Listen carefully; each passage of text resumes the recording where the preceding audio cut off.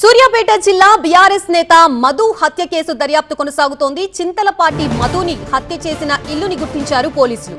తాళ్లగడ్డలోని తాటిపాముల జానయ్య ఇంట్లోనే మధు హత్య జరిగింది. జానయ్య ఇంట్లో మద్యం సెట్టింగ్, అక్కడే హత్య చేసినట్లుగా తెలుస్తోంది. గ్రామ శివార్లో మృతదేహాన్ని మూట కట్టి పడేశారు నిందితులు.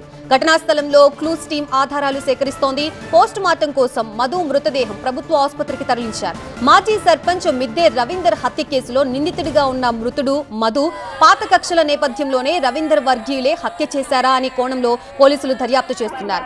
ఎల్కాపురంలో తీవ్ర ఉద్రిక్తత పరిస్థితులు చోటు చేసుకున్నాయి. గ్రామంలో భారీగా పోలీస్ బందోబస్తు ఏర్పాటు చేశారు.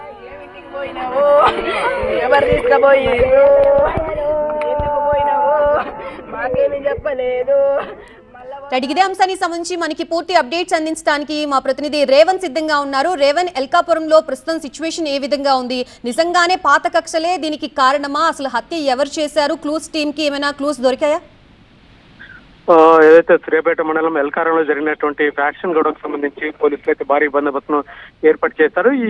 ఏదైతే మాజీ సర్పంచ్ భర్త చింతపాటు మధుకు హత్యకు సంబంధించినటువంటి కీలక విషయాలు అయితే పోలీసులు అయితే సేకరించినటువంటి పరిస్థితి. ఏదైతే మధు హత్యకు గురైనట్టు భావిస్తున్నటువంటి ఒక ఇంటిని అయితే పోలీసులు అయితే కొద్దిసేపటి క్రితం సూర్యాపేటలో తాళగడ్డలో ఇంటిని గుర్తించారు. ఆ జానయ్య అనే ఇంట్లో ఏదైతే ఎల్కారం గ్రామానికి పక్కన ఉన్నటువంటి చెందినటువంటి రావణగూడెం చెందినటువంటి సైదులు అనే వ్యక్తి ఇక్కడ కిరాయికుంటున్నాడు. ఈ ఇంట్లోనే రాత్రి ఏదో పంచాయతీ అనే దాంతో ఉందని పిలిపించినటువంటి మధుని ఇక్కడ కూర్చోబెట్టి కొద్దిగా మద్యం సెట్టింగ్ ఇట్లా ఆనవాళ్ళు చేసినట్టుగా పోలీసులు అయితే గుర్తించారు. ఇక్కడే కొంతమంది గుర్తు తెలియని వ్యక్తులు ఇక్కడే అతన్ని హత్య చేసి ముక్కలుగా నరికి తీసుకుపోయి గ్రామ శివార్లో పడేసినట్టుగా పోలీసులు అయితే నిర్ధారణకు వచ్చారు. అయితే దీనికి సంబంధించి పూర్తి ఇన్ఫర్మేషన్ అయితే పోలీసులు అయితే సేకరిస్తున్నారు. ఇప్పటికే 5 బృందాలను అయితే జిల్లా ఎస్పీ ఈ మధుకు సంబంధించి అయితే ఏర్పాటు చేసినటువంటి పరిస్థితి. 2007లో జరిగినటువంటి మిద్దె మాజీ సర్పంచ్ మిద్దె రవీందర్ హత్య కేసులో మధు అయితే ప్రధాన నిందితుడిగా ఉన్నారు. అలాగే 2020లో జరిగినటువంటి